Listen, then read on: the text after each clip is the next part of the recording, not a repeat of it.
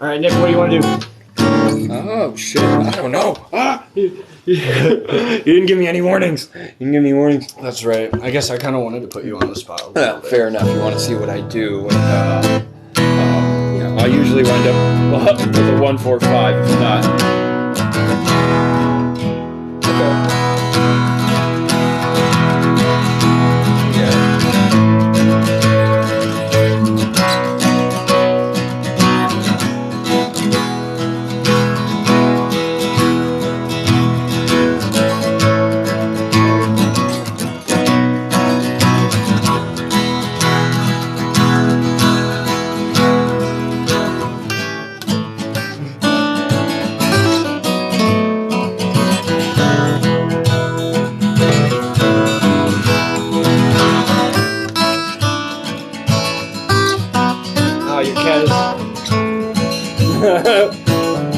Just checking it out.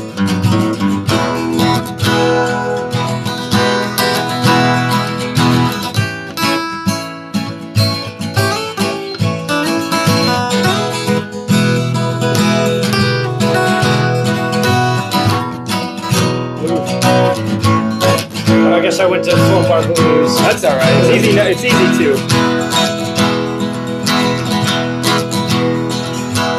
There's a reason it's been going for 100 years, some odd years.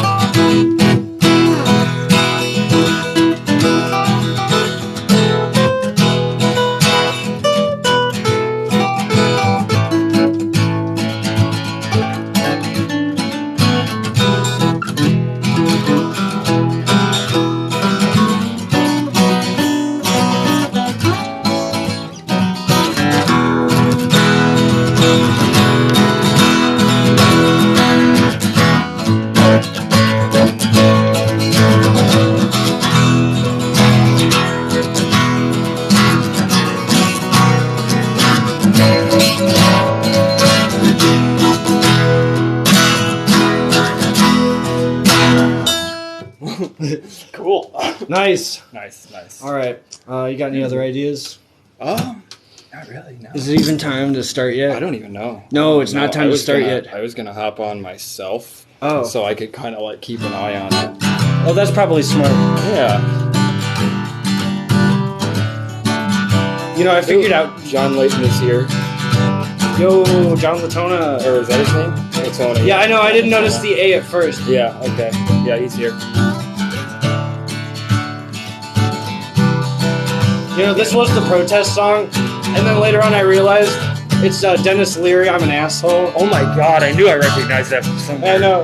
My brother sings that song like all the time.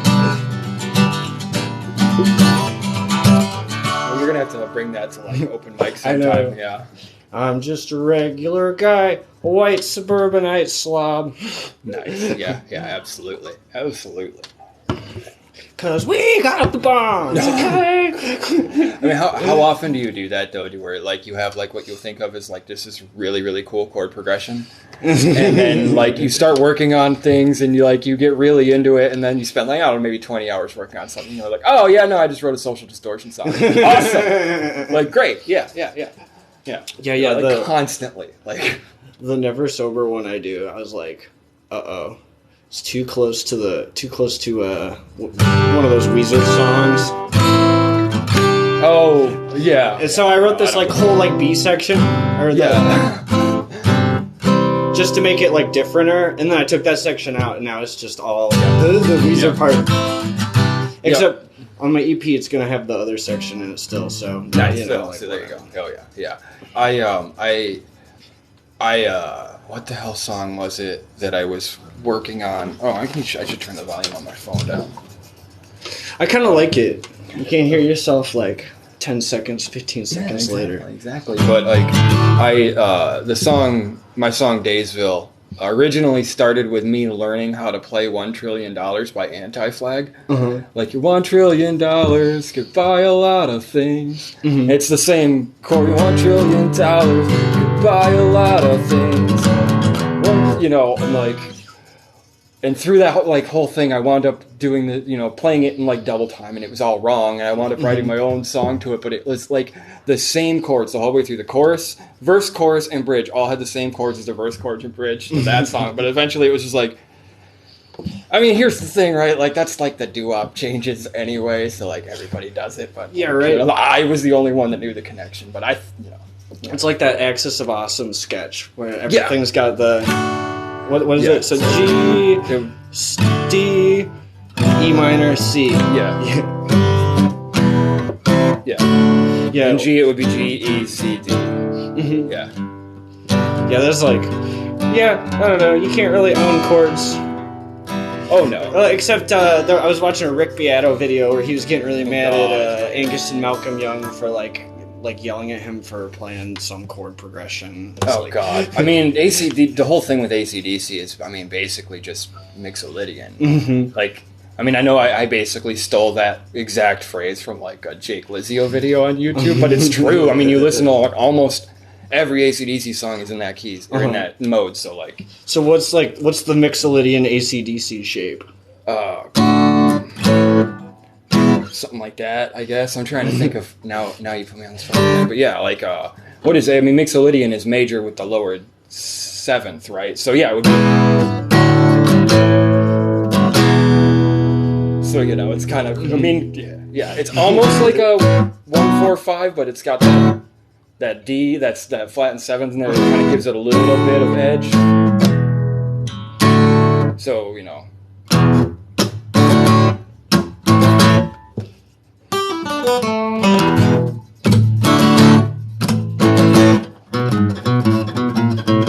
something like that. I haven't played that song since I was a freaking fucking teenager, man. See, I always like to go back to the Bon Scott days and go with some. But I guess that's just pentatonic, right? Oh yeah, but see, that's the thing. I mean, yeah, like pentatonic sounds good over so many things, including Mixolydian. So, oh yeah, killer. Oh yeah. Oh, well done. Now my phone just told me it's time to live stream you. Oh, it's time to live stream? Yeah, back in black. Yeah, see, yeah. John knows what we're talking about. So yeah. Oh yeah.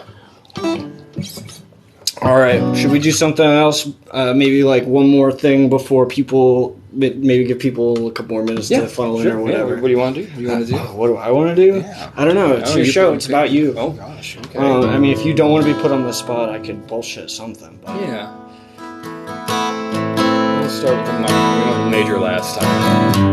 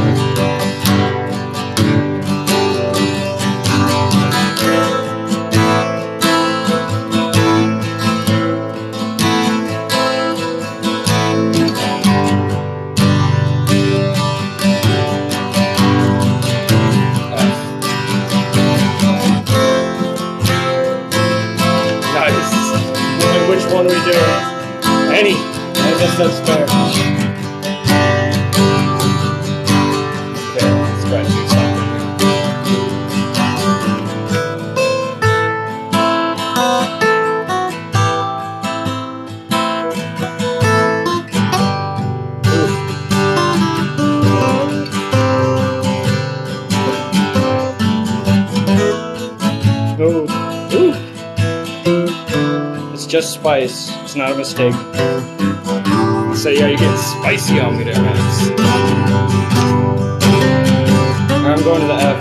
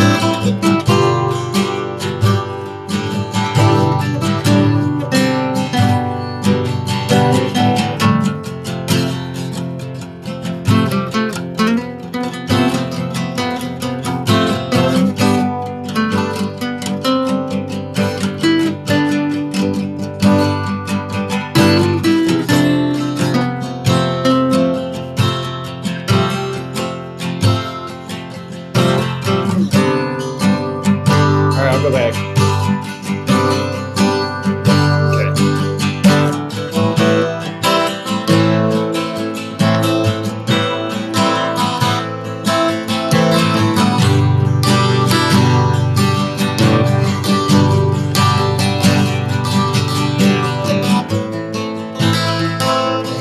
Hey, kitty.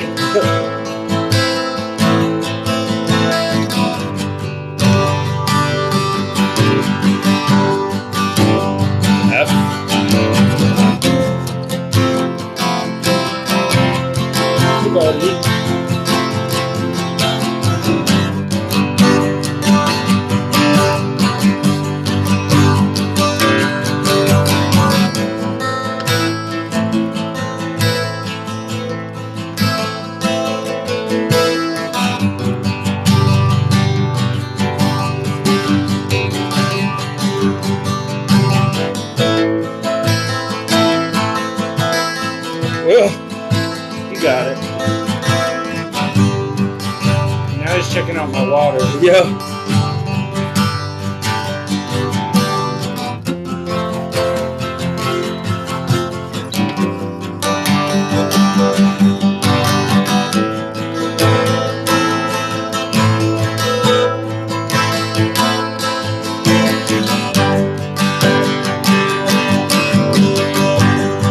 Nice. I don't know how to do. I don't know what you're gonna do for the F. Okay. Power chord. That work. Always go with power chord.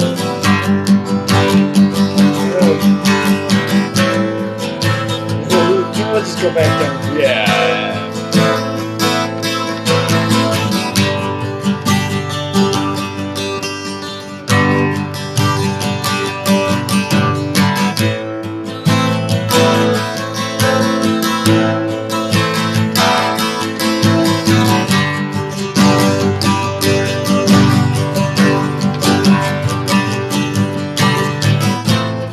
Oof. Oh.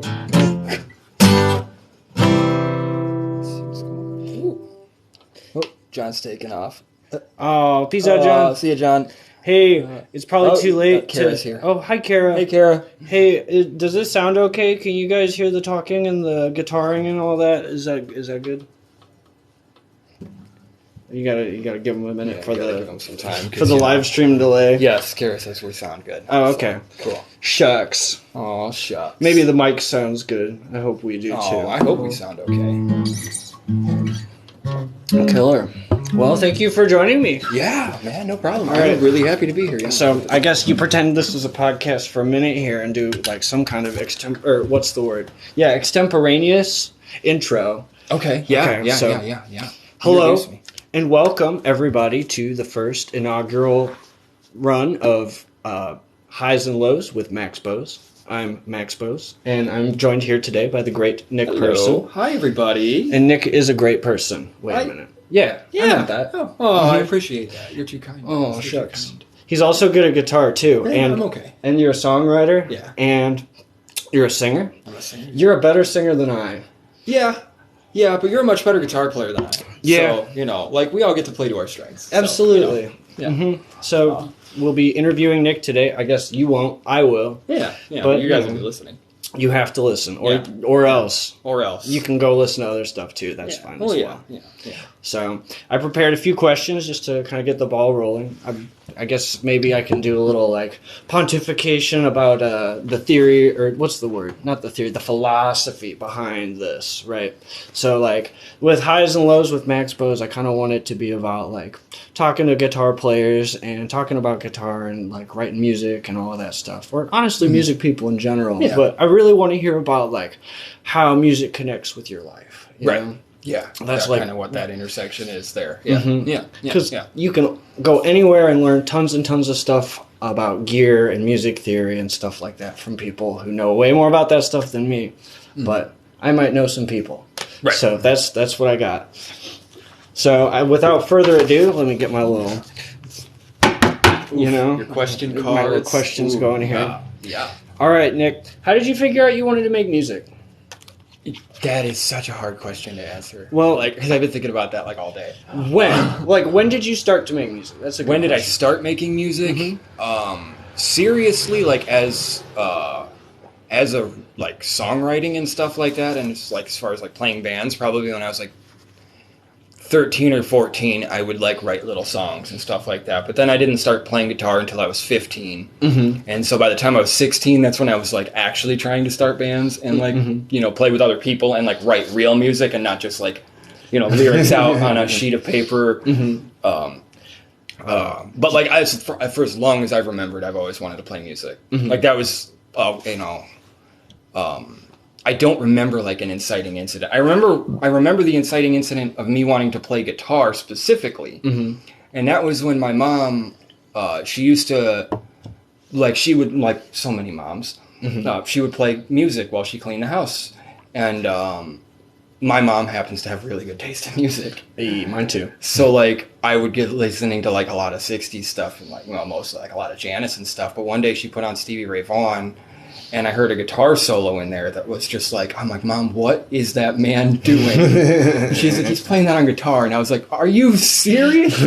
I must have been like 5 or 6. No, I was probably maybe 9 or 10, actually. Oh, wow. Okay. Yeah, and so that's when I remember being like, okay, well, I need to know more about this guitar thing, right? And it, yeah. Do you still have your first guitar? I don't. Oh. I don't, no. What kind of guitar was it? It was... it was made by Washburn, but the branding on it said Austin. Austin. Yeah, but it was this really cool, like, bluish green color that was really pretty, and I really wish I would have kept it. The guitar sucked, but I played the shit out of it. I played it to the, into the dirt, right? I wish I would have held on to it just for the color, because it was super cool, but, like, yeah, no, I don't have any of the guitars I had when I started. What about those first bands? Do you still play with any of the people that you used to? No, I did for a long time. So, like, my high school band, I started with my friend, Aaron, and a couple of other guys. My brother was there for a little while, and are you worried about your guitar? No, I'm more just keyed it out. The cat's over here standing on my guitar. Oh, he's stretching. He's stretching out. It's a new guitar. He hasn't seen that one before. He's had plenty of time to get used to this. But anyway, we started a band called Gatlin in high school. And that was like the kind of on and off again band I had for like the next 10 years. There were other little things in between because like Gatlin would like go for a couple years and we break up. Then we go for a couple years and we break up. And then we, on and off for basically a decade. So there were like other bands in between there. I was in a band. What did we call ourselves? We were trying to be like a metalcore or thrash metal kind of thing. Basically, we were really into Trivium, so we wanted to do something like that. Except I was super into Iron Maiden, so like we were also had to have triplets everywhere. It was actually pretty rad. That sounds good. I mean, I could get into that. What did we call ourselves? Dying on the Wire. Dying on the Wire. We called ourselves Dying on the Wire. Can you imagine like a bunch of 14, 15-year-old dudes like us trying to write songs about dying in World War I? We're like, but you know what? Dude, like we had some quality riffs back then. I don't have any of it recorded to prove to you that we had quality riffs, but I feel like we had good riffs. Well, I mean, honestly, if you feel like you have good riffs, You probably did. Yeah, exactly. Oh, yeah, yeah. Because I think as a musician, at least I can say this for myself, nobody is more critical of me That's true. than myself. It's true. Like, it's, oh, God, yeah. Like, I criticize myself more, you know, like, and I cut, like, ruthlessly in songs. Like, I don't know if you've ever noticed, like, most of my songs are, like, 2.5 to 3 minutes long. And that's because, like, I write a bridge for almost every single song. But I don't. No, I don't need that. Yeah, no, you have the opposite. But, like, but yeah, so there was Dying on the Wire, and then there was Gatlin. And then, there was another band that I was in, I can't remember the name of now, that we tried to do like a prog metal thing because I had recently gotten super into Dream Theater and Symphony X. And so, of course, I was like, well, we need to do a prog metal thing, not realizing that, like, I wasn't good enough to play that kind of prog metal, man. Like, I was not a shredder. I could never lay claim to that. I couldn't play in odd time signatures. I didn't learn how to do that until way later. So, like, yeah. I don't remember what that band was called, though. But yeah, that didn't last very long. And then Gatlin was the band that, like, lasted up until I was, like, 22 or 23. You got something to say, Oreo? Hello. Oh, yeah. But yeah, and then after that, I was in a band called Savage Freak Show. Ooh, that's a good name. That was pretty fun, actually. I've got one of our old songs. I'll send it to you. Ooh, we recorded. I think you would like it. It's like 7.5 minutes long. There's 2 false endings. There's 2 quiet parts. Like, it's great. It's great. Yeah, I'll send it to you. You'll like it. Yes. Yeah, you'll like it. The vocal production is one of the most insane things I've ever been a part of. I didn't do any of the vocals on it. But the guy we had, it was a really good friend of mine named Chris Bond. And he does like a cooking show on YouTube sometimes now called Chris's Tiny Kitchen. He's hilarious. But anyway, he was a vocalist in this band, and I had never seen somebody do so many vocal tracks, like so many vocal layers in one song. Like, as the guitar player, I did 4 layers for myself. Or 5. I did like the 4 rhythm layers, and then a lead. I think that was all I did. But like Chris did like a dozen vocal layers, but it was worth every second of it. Oh, that's awesome. Sounded so good. It was so cool. That was kind of when I learned that, like, writing, like, performing music and recording music are 2 different things. And if you try to apply the skills from one to the other, you're not going to wind up with the best version of either, if that makes sense. No, you're definitely right. I remember somebody... Use the tools that are available to you. No, for sure. Like, so in those early years, like, what kind of guitars were you playing? Oh, God. I gotta know.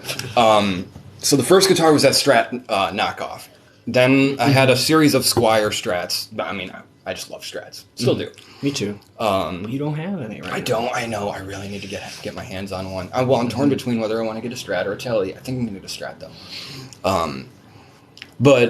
So, like, yeah, by the time I was in, like, junior and year stuff and getting into like metal a lot more and like prog and stuff like that, I got into Ibanez guitars. I had a couple Ibanez. I don't remember which ones, but one of them was a 7-string, and they both had the Floyd, not the Floyd Rose, what was it, the Edge Pro or whatever. Had that, which was a huge pain in the ass, and I've never ever since then I've never had a guitar with a trem system on it at all. That was just like, I still can't get that memory away. But the craziest guitar I had, though, and I'm going to try to find a picture one of these days to send to you. I had the Jackson Randy Rhoads. Oh, yes. Yeah. That one's like kind of like an Explorer, right? No, it's like a Flying V, but with the with the bottom where it's like offset. Yeah. I was like super into Children of Bodom in high school. Okay. Still am, not as much as I was. There's a whole, oh God, I can go on a whole tangent about Alexi Laiho at some point. It has nothing to do with music, but by all means. But I'll get to that in a minute. But like, so like his signature guitar I loved, Alexi's, but it was like obviously way too expensive, and it was close enough to the Randy Rhoads. Okay, and then I'm like, well, I can get a low end, Randy Rhoads, and then I think I slapped like an Invader or something. Oh, yes. And it sounded fucking killer, man. It sounded great. So yeah, that was the craziest guitar I ever had. But Alexi Laiho was, for like years. And me and my friends went to go see Children of Bodom like every year, couple times a year, for years. And I always would, goof around about how much I was in love with Alexi Laiho and how pretty I thought he was. And he was, if there was one guy that I had to, and so like Smash cut to years later. And, hey, buddy. Oreo. Ori. It's fine. He'll be fine. Anyway, yeah. He'll move eventually, right? Smash got to a few like years later, and I'm talking to all my friends, and I'm coming out of the closet, and they're like, "Yeah, we kind of had a feeling all those jokes weren't jokes," and I was like, "Yeah." Also, rest in peace, Alexi. Oh, I didn't know he passed. Yeah, he passed a few years ago. Yeah, that was so. Yeah. Ori. Cat. Oh my God! What? My cat. The way I deter him from doing things is with big kitty hugs. Oh yeah, he hates big kitty hugs. Oh God, yeah. He's not a lap cat, or he's just not snuggly at all. He's like he wants you to know he's dangerous. Yeah. Oh yeah. See, he's snuggly when he wants to be. But I also set almost no boundaries for him. So, like, I don't stop him from getting on the counter or the tables or the furniture. So, like, I don't expect to be able to deter him from doing anything at this point. Yeah, but he's a nice-mannered cat, honestly. Oh, yeah, no, he's a good boy. He strikes me as the very inquisitive type of cat. Oh, yes, he is. And he's cute. Look at him. He's just flopped on the ground right now. He spent the entire day looking out that window because it was so nice. I had all the windows open. He spent the whole day staring out the window and trying to simultaneously watch the kids at the school play, but also hide from them because, noises that he didn't, because he's kind of a, you're a little bit of a wimpy boy, aren't you, boy? Aren't you, buddy? No. Anyway, what were we talking about? Oh, right, yeah, we were talking about my guitars. Oh, yeah. Yeah, the Randy Rhoads was the wildest one that I had, though. Yeah. And then it was shortly after that I went to a Telecaster Les Paul combo. And I still have that same Les Paul. That's the one? That's the one. Actually, I'm going to go get that. Go ahead. Yeah. All right, so I'm going to kill dead air here for a couple of seconds while Nick's,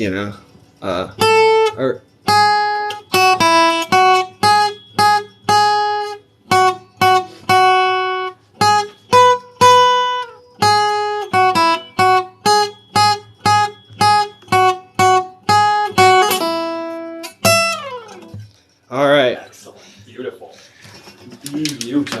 So anyway, this is the Les Paul that I got. I think it was 2008 when I bought this. 2008. Yeah. Right in the recession, baby. Oh, yeah. Oh, God, yeah. But it didn't have quite as many stickers. These stickers have been collected over the handful of years. But, yeah. This thing is in actually not as rough shape as it was a few years ago. Like, I got a new nut. I actually got a bone nut on this. Oh, nice. Not on purpose. That was just all they had. And so they were like, we'll just give that to you for the regular price. I'm like, okay. Nice.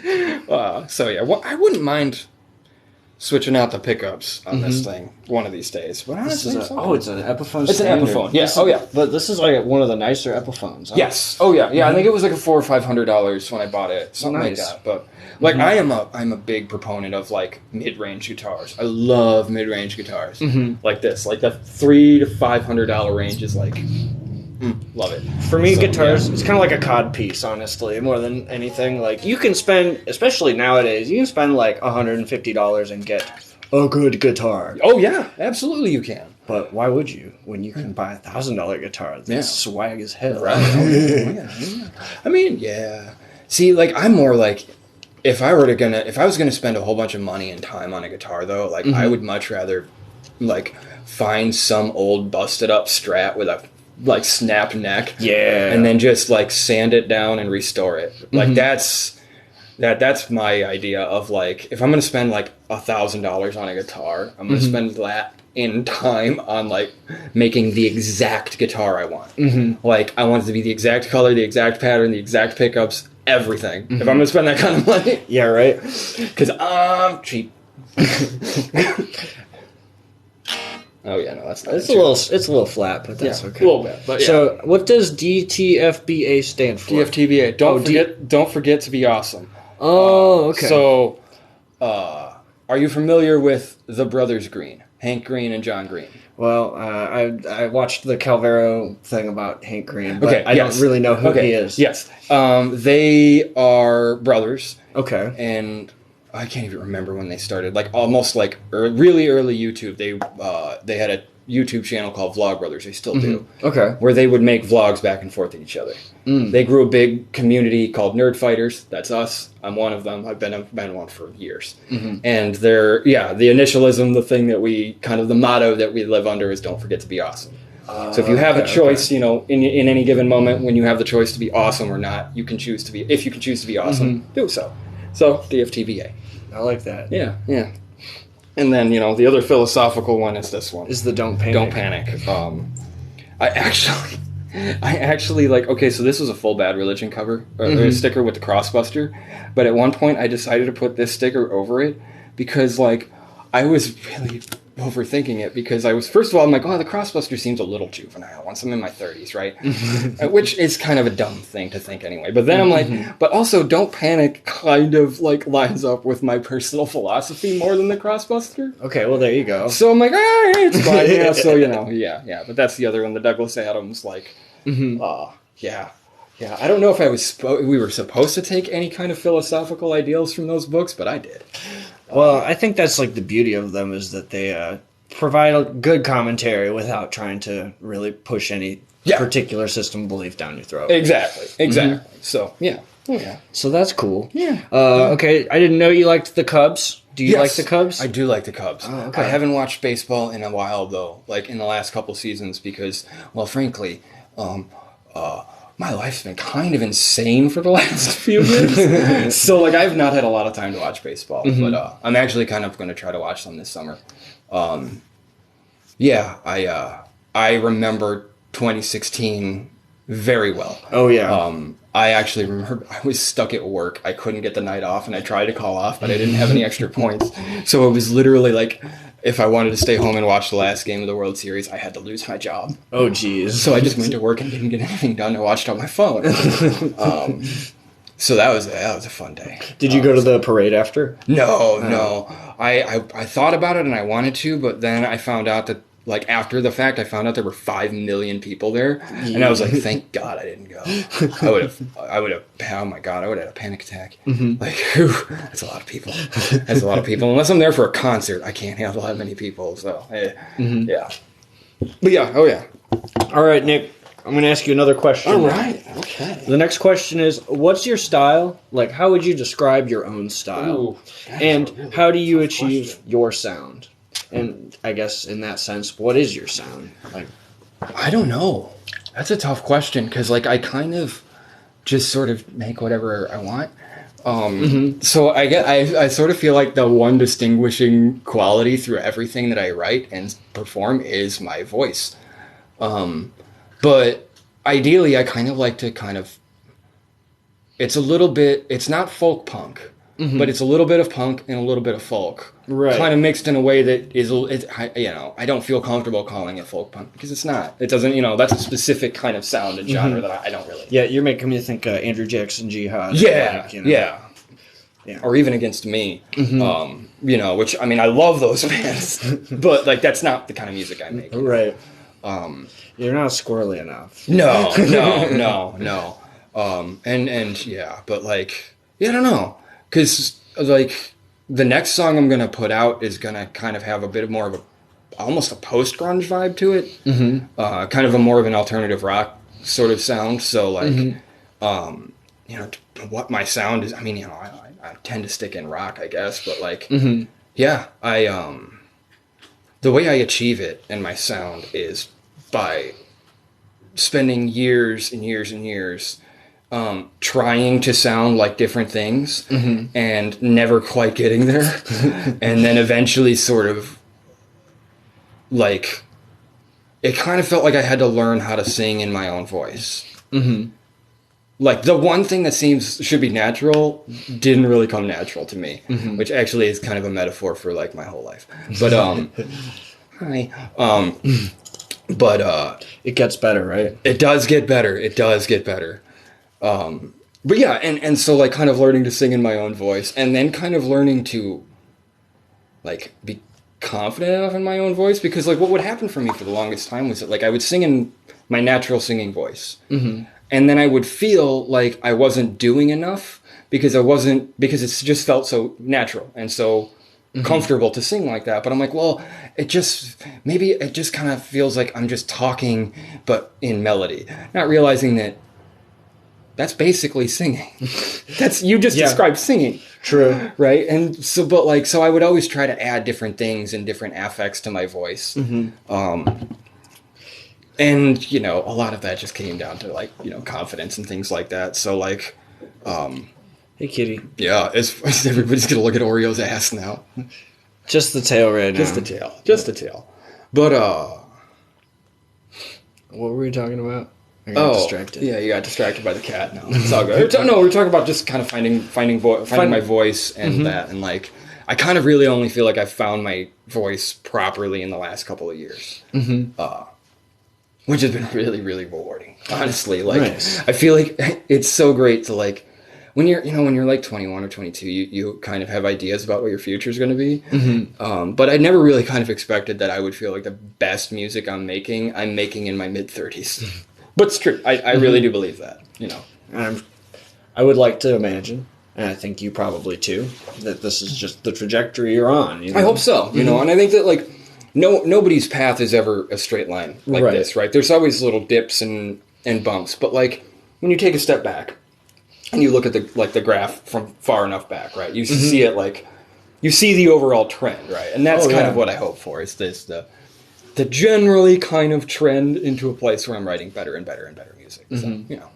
And like, you know, on that token, for me, I can tell you that there's a lot of days where like I don't feel like playing. Oh yeah. And like I pick up the guitar and I, you know, sing a song and I'm like, this was not pleasing. It wasn't pleasant. It wasn't fun. I didn't enjoy it. Yeah. Oh yeah. I have those days. But those days are the most important in my opinion. Yes. Like then when you're feeling inspired the next week, you're on your shit. You're practiced and ready to go. Exactly. Yeah, exactly. Oh yeah. Well, and like this sort of like we go to the same open mic every week. It's actually how we became friends. That open mic has also kind of like doing that regularly and having that be such an important part of my like social life as well has really kind of made it to where like I kind of have to stay at a certain level of keeping my chops all the time now, because like I got to be ready to play at least a little bit every week. Yeah, right. And like I can't, like if I go a whole week without playing, it's gonna show. And you know, and again, not that anybody would care, but I would know. And that's the thing. Like I am holding myself to that, but you know, but it's good to find ways to like keep yourself accountable, but not also be an asshole to yourself, because that was my biggest problem for the longest time. So, oh yeah. In the chat. Prime Oreo experience. Oh yes. Is Oreo a musical prodigy as well? I mean, he doesn't like to brag. No. Oh, Roshin's here. Hi, Ro. Oh, what's up? This is meta. I'm like looking at myself looking at this. Nick, am I self-taught? Yes, I am. Kind of. Anyway, I was self-taught I never took lessons, but like I taught myself like all the chords and stuff like that from just like looking in books and looking stuff up on the internet. And then like, I don't know, probably around I was like 24 or 25, I really started getting into like theory and learning theory. So like, yeah, that was kind of a weird journey of like marrying, like learning kind of my ad hoc version of like what music theory is and calling the 3 and 5 chord and the like, you know, I knew what the G and the E and stuff were, but like the power chords and stuff I didn't know. Oh, you know, play the one wiggly note. And then kind of marrying the what did I mean by wiggly note, and like, you know, I'm kind of marrying those. So yeah. no, mostly self-taught, and then all the theory I know is like shit I learned from the internet. So, yeah, Yeah, where do you go on the internet to learn new stuff? YouTube. Me too. Yeah, Jake Lizio is like probably my favorite guy to watch because he's very guitar oriented. I don't think I know who that is. Signals Music Studio is what they're called. His channel is called. I'll send you a link. Okay. But yeah, I know he does like really, it's guitar centric lessons, but he'll walk you through like different modes and things like that, and give you like working examples of like, okay, he's like, I'm going to show you how like Phrygian dominant works. Now we're going to compose a piece in Phrygian dominant, so I can show you what I mean. And he does it all on guitar. So like for guys like me and you, I mean, I don't know if guitar was your first instrument, it was mine. That's how I conceptualize everything is guitar. So like, for what it's worth, my first instrument was piano. oh, I mean, I did take piano lessons as a kid, but I never stuck with it. Oh, okay, fair enough. I took piano for a hot minute. It's like 4th grade through 12th grade. Oh, shit. So you're like real deal then. Well, not real deal, but more than me. I always felt like kind of a freak as a piano player because I'm left-handed. Yeah. And so it's like I have to do all the hard stuff with my bad hand. Yeah. And it was always... that was partly a frustration. Reading music has always been kind of weird for me because it's easier for me to flip through something and digest it and then memorize it than it is for me to actually learn the process of looking at something and deducing what to do based off of it. Oh, quickly. yeah. Oh, God, no, I could never. Yeah. No, that, like, I mean, maybe with, like, a chord sheet or something like that. Like, you know, I could do it with that. Like, you know, like we jam sometimes at open mic about being like, okay, we're going to go to the E, G, E, or whatever. You know, we're going to do that. But, like... Yeah, no, if you were just like to hand me like some sheet music or some tabs and be like, here, you know, follow along, I'd be like, no, just tell me what key we're in and I'll figure it out. Like, where are the changes? Like, yeah. So, you know. All right.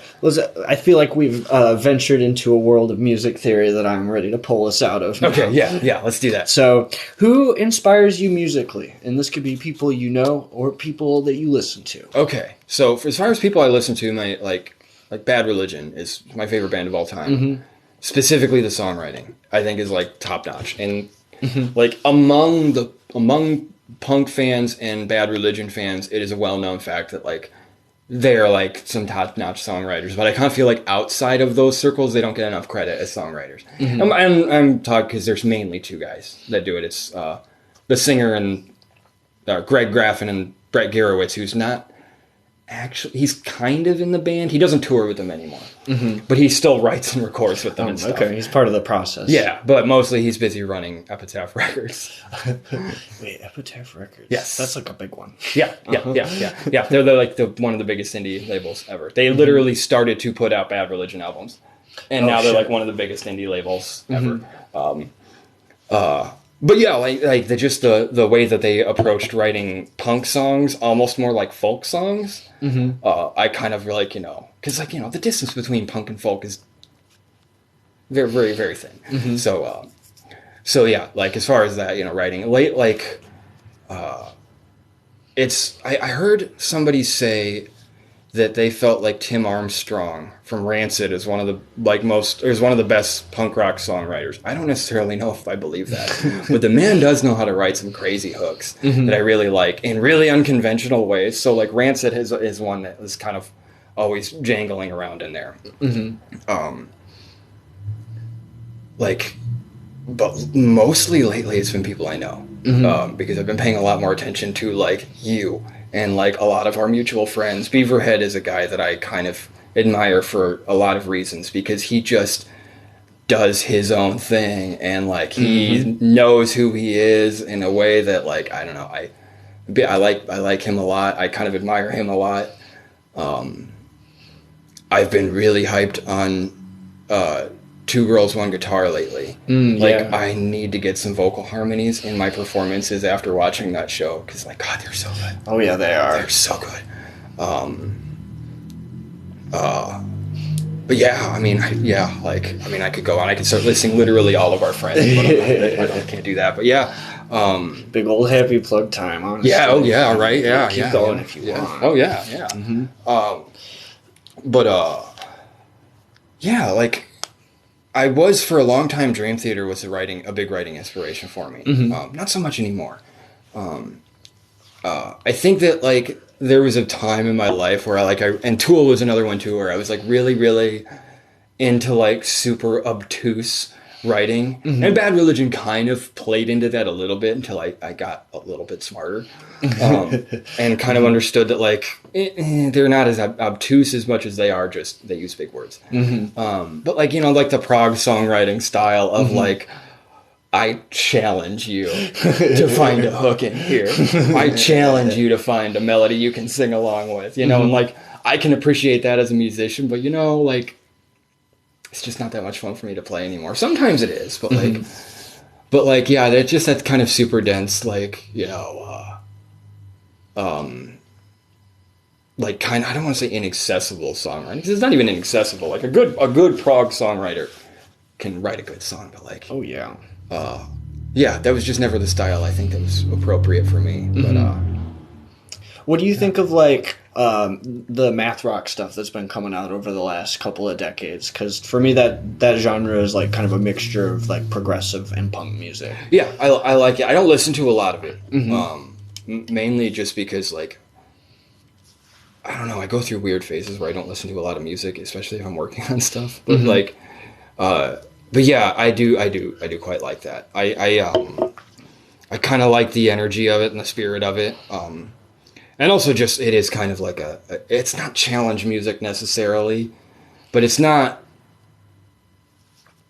I don't know, it's aggressive in a different kind of way that like you don't get with like the kind of groove shit that was like really popular when I was younger. And like, I mean, like basically the Pantera archetype of like, what was kind of like the cool heavy stuff for the longest time was really kind of dude bro shitty and like, who wants to be fuck Pantera, right? I'm sorry, that's might pissing people off, but fuck Pantera. Yeah, I like the kind of like the kind of tighter, more aggressive. That's a different type of aggressive, and then it's aggressive in the way of being complex in a kind of challenging way too. Like it is, I can appreciate that. So I need to listen to more new music though. I really do. Yeah, I think that we need like a new generation of tastemakers in music. Yeah, like if that makes sense. Because now it's like the pool's never been bigger and like had more people piss in it. Yeah, it's true. It's true, and like especially when it comes to like punk and heavy music, because like it's really easy to make a mediocre metal or punk, and so like it's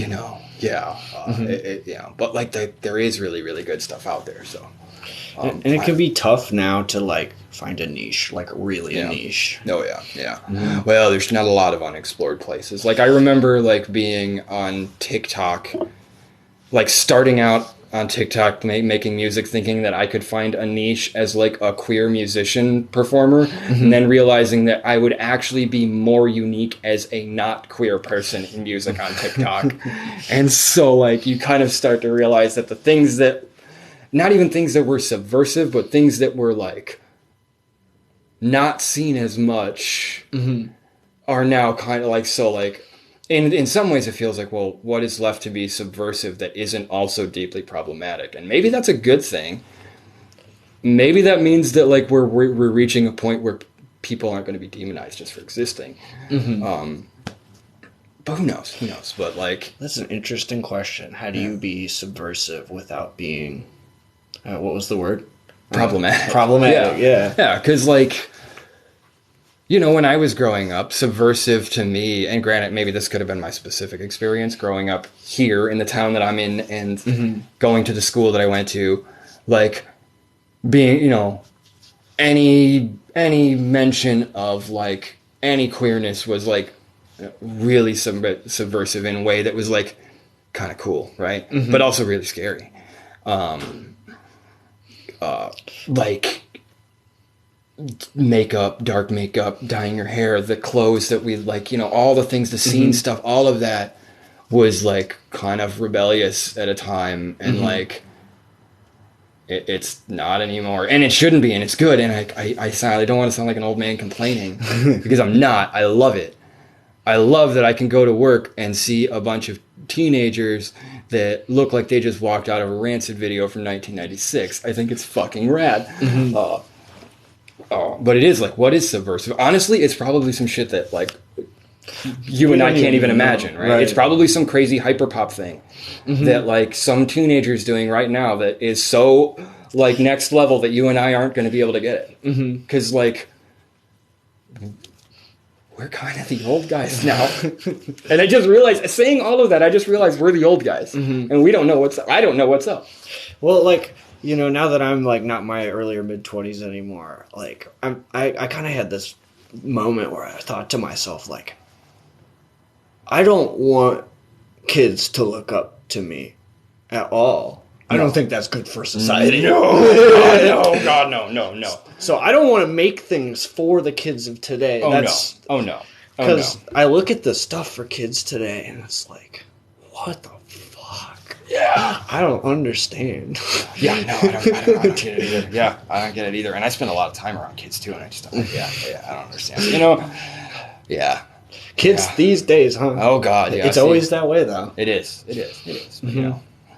Oh, yeah.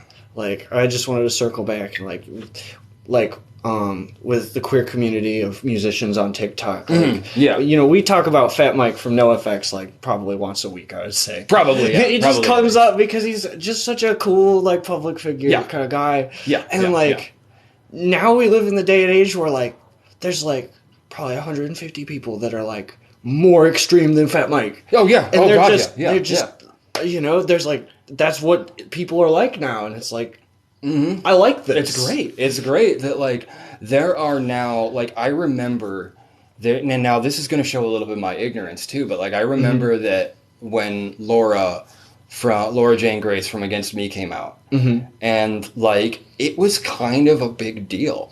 Like, there were a lot of people that didn't know how to feel about that. And, now you go and every, like, list I see of, like, you know, then, like, for a long time you would see, like, lists of, like, oh, these are 5 trans-fronted rock bands that you need to check out. And Against Me was on every single one of those lists. Now it's like they barely make it on there because, like, these lists, like, every list of that it seems weird that there is, like, it's almost more weird to have, like, a cis-fronted punk band at this point. And I think that's just because, like, maybe, and this is just my assumption, and well, no, I'm gonna change the way I frame it. And in my life, the gay experience kind of mirrors the punk experience in a lot of ways. So I think that, like, the queer experience in general probably does. So, like, there's a reason that punk draws in a lot of queers, like queer people. But yeah, like, there are lists of, like, oh, now here's the top 100 trans-fronted punk bands, and they all have, like, thousands of listeners on Spotify, and it's like, that's fucking great, you know. So, you know. Do you remember the band Power Bottom? No. It was like a 2-piece indie rock outfit, and they were queer guys, and it was like, I really liked their music, but then they were problematic. Oh, yeah. It was like, oh, fuck. No, you get that a lot. Like, even queer people can be problematic, unfortunately. Yeah. Some of us you hate to see it happen. You do. But they're out there. There's plenty of problematic people no matter where you go. Whenever you amass a community of people, you will find a sub people where it's like, yeah, but I'm going to take it and have some weird perverted... Yeah. All the things you said, but also this certain group of people doesn't deserve... Well, hold on. Wait a minute. We're going to stop you right there. Wait, no. What? No. No!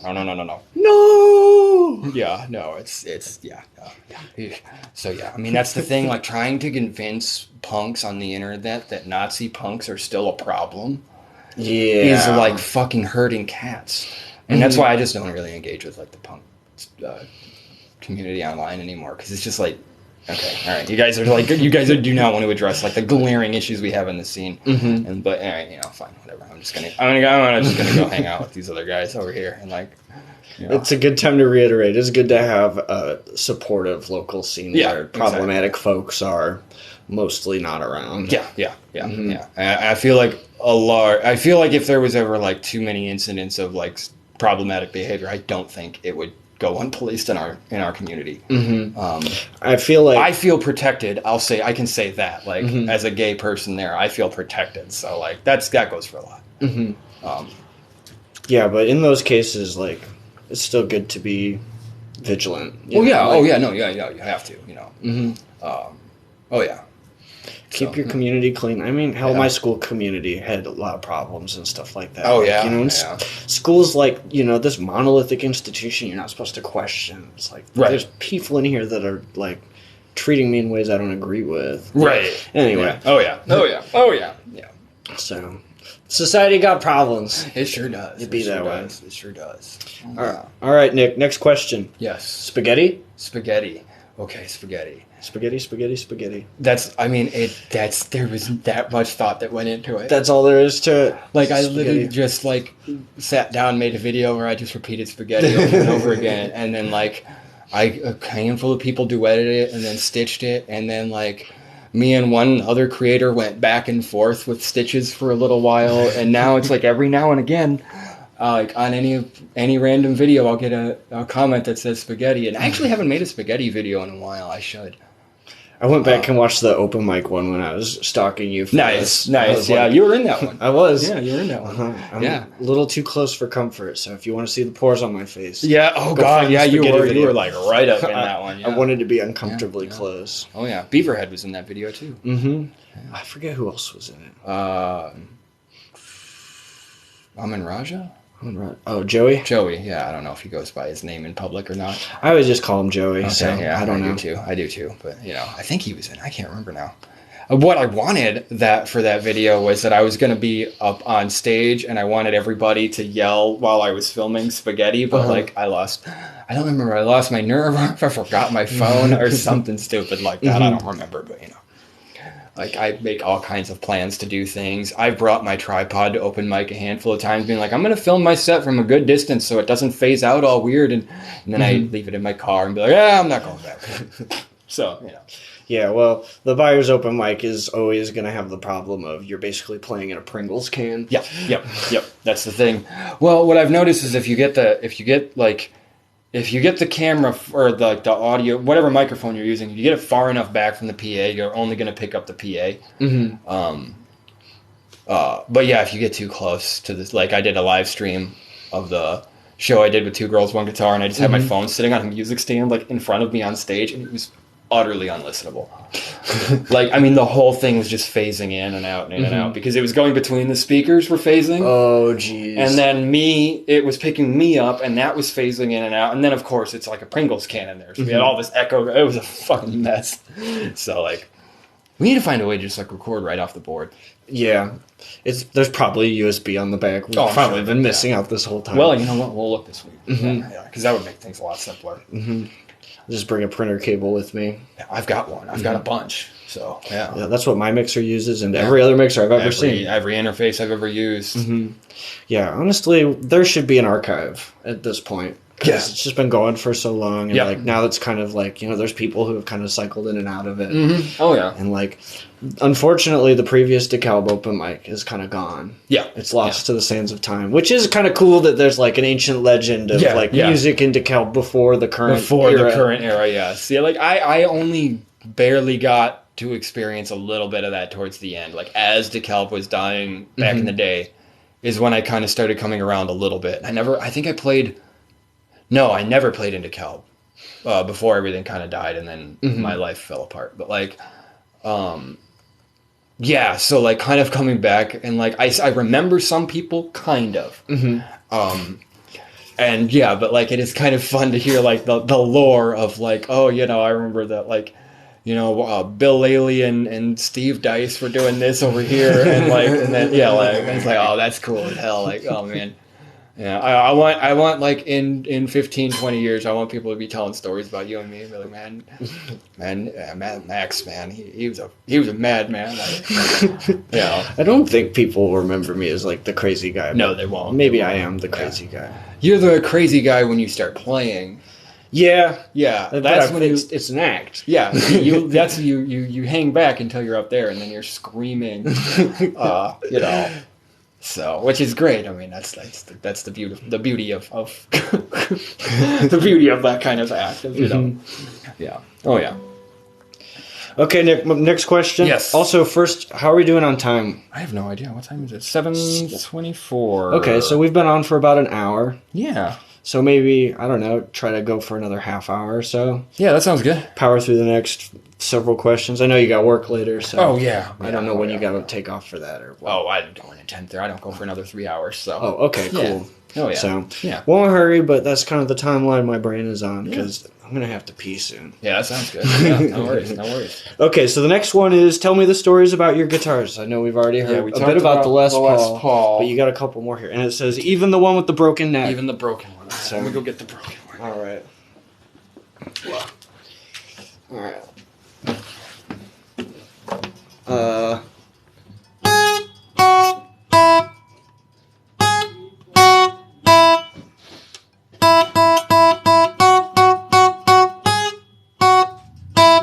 I don't know what you're on. That was hot cross buns. Oh. Nick was doing Three Blind Mice over there, in case you're playing along at home.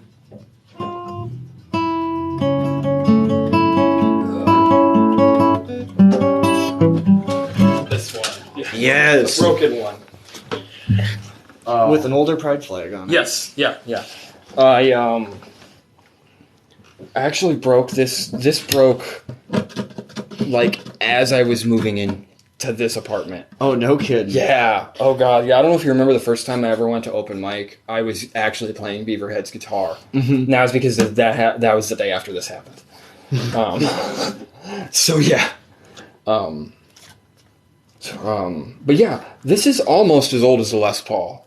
Oh, no kidding. Yeah, I can't exactly remember. I looked it up one time. It's not quite, but this okay, so DeKalb, that's kind of, we're going to do a lot of local work here. In DeKalb, you know where Axe in Hand in DeKalb is, the guitar store. Okay, so right next to there, it's still there, but it used to be way better. There's a game store. It used to be called Onboard Games. Okay. All right. I was there for a Magic the Gathering tournament. I had a buy round. So I decided to stroll over to Axe in Hand. Now this is like, maybe 10 years ago. And so that was when the two brothers owned it. And I go over to Axe in Hand and I saw this there and it was like $350 or something like that. I'm like, I really need a new acoustic or whatever. So like I just, on a whim, I'll take it. So I bought it and I walked back over to the game store to finish my tournament and I'm like, oh fuck, what am I going to do with this guitar? And so yeah, no, I wound up playing the Magic tournament just like with this guitar just kind of like leaning up against it like this, like, okay, let me see, I'm going to play Giant Growth. And I was going to ask, what deck were you playing? I was, at the time, I was maining a green-black. So it was kind of a really heavily modified version of that, like Sapperling starter deck that came out in Time Spiral. Oh, old school, baby. Yeah, oh yeah. No, I'm old, man. You know this about me. So it was kind of a modified version of that. I did a lot of things to speed it up. So yeah, I was maining, like, mostly that. Cool. And I built an entire deck around the card Dark Depths that when it worked, it was awesome. But if like it didn't like pop off in like the first 4 turns, I was going to take a very long trip down, because I wasn't going to go down without a fight. But, Killer. That's a real deck now, Dark Depths. Oh, really? Like, what do you mean by that? Like, there's a new land called Thespian Stage. Okay, it's not new anymore. It was from the first Return to Ravnica. Right, yeah. And it just copies it, but it doesn't copy the counters. Oh, wait. So it enters play, and then you pay mana and tap it to copy the land while it's already in play. Without the counters. So then it checks and it automatically goes. Oh, that's rad. See, my deck had to use Aether Snap, which was like a 5 converted mana cost. Like, it was brutal. That's what I mean by, like, if turn 4, if it wasn't ready to pop off on the next turn, I was done. Like, it had to happen on turn 5 or it wasn't going to happen. Maybe 6. I can't remember now. Like, yeah, that's kind of crazy. I haven't played Magic in forever. Like, there are times where I'm like, God, it would be really nice to get back into Magic. But I'm like, I don't have the time. I don't have the money. Oh, it's just like it always was. Yeah. All right. Not to go too deep into the magic world, but for me, in short, magic's really cool because it's like music in that you get to use both your logical problem-solving brain and also your creative, inspired brain to do stuff. Right. Yep. That's exactly what I That's exactly what I liked about it. But like, I got like way too comfortable spending money though. So like when I was deep in magic, I was working a factory job. At the time making like $14 an hour, which was like a lot to me back then. I mean, that's good money. I was like 19. Right. Yeah. Well, it's good money now, but I was like 19 back then. I think it was like 2007. So right before the economy went to shit. I was living at home. I didn't have any bills. So like, I mean, I was getting paid like $1,000 a week. Yeah, I bought a lot of fucking magic cards. And like, I would just like go on Card Kingdom and build entire decks in the shopping cart. And be like, oh, $200, blap! And just order the whole ass deck. At a certain point, like, I do have a problem, or a habit. I do the same thing with Animal Crossing, where I completely min-max the fun out of it. Where I'm either willing to spend money or time to devote to some particular exploit and then just ruin the fun. Like, oh yeah, no, I have a million bells, but... One day I spent 8 hours reading every single magic card that had been printed to that point. Wow. Wow. Well... Holy crap. That's deep. I should go to a doctor. Yeah, you might. I might have I have a problem. Yeah, I don't know. Yeah. Oh, yeah. All right, so what about the Fender, Nick? Oh, this was actually a gift from the Beaver Man himself. No kidding. Yep.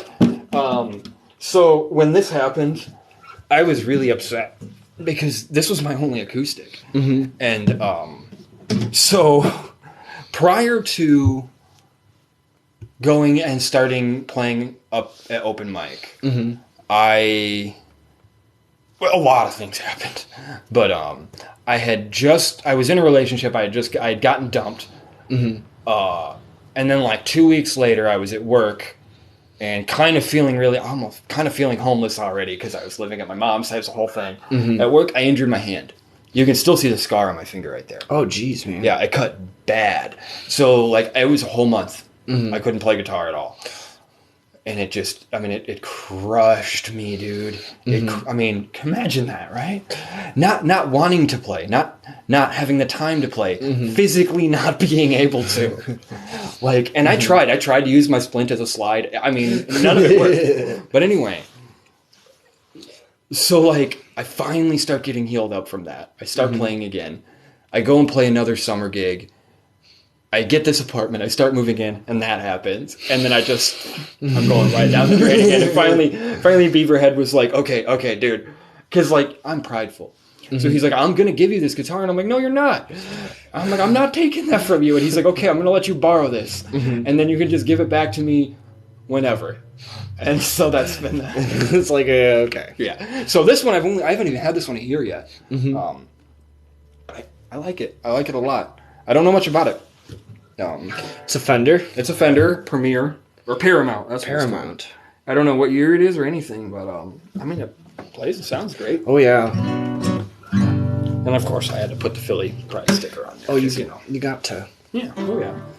I think every instrument I own has a Pride sticker of some variety on it now. So, And the Squire. The Squire. This is also another Beaver bass. Oh, no kidding. This one was a rental.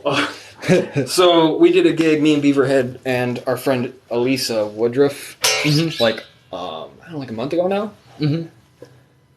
Maybe about a month ago, and that was the Ukraine show, right? Yeah. We raised money for Ukraine, and I played bass on like a handful of Beaverhead songs, and he played bass on a handful of my songs. So I had to learn the bass lines for his songs, and so he was like, you should take this home with you, because, he's got that beautiful Rickenbacker. So he's like, take this with me, and I just kind of fell in love with it.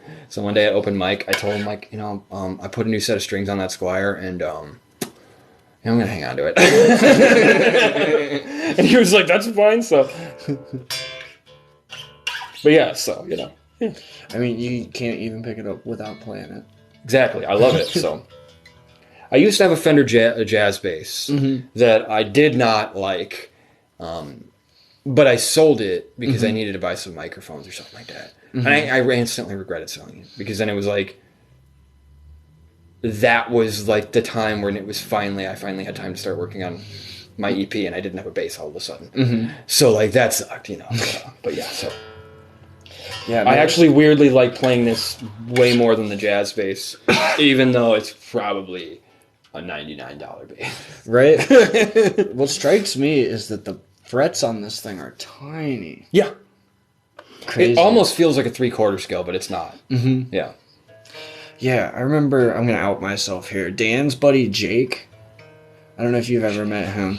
He jammed with Dan at a couple of open mics. He was in a band with Peter Lindsay for like 3 weeks. Okay. I don't know if you remember that show, the show where they had Lever come in from the suburbs.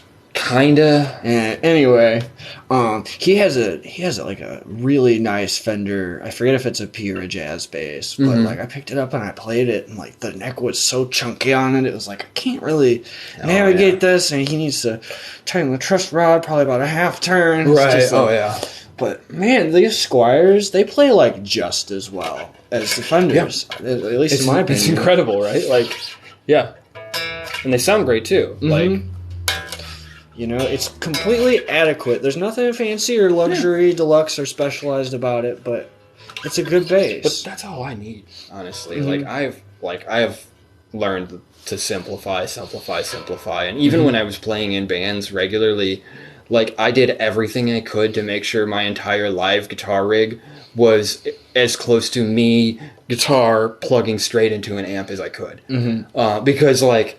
The less things you have along the way, the more things you have can go wrong. Right. Or reverse that. And so, like... The better you do for the less work, you know? Right, yeah.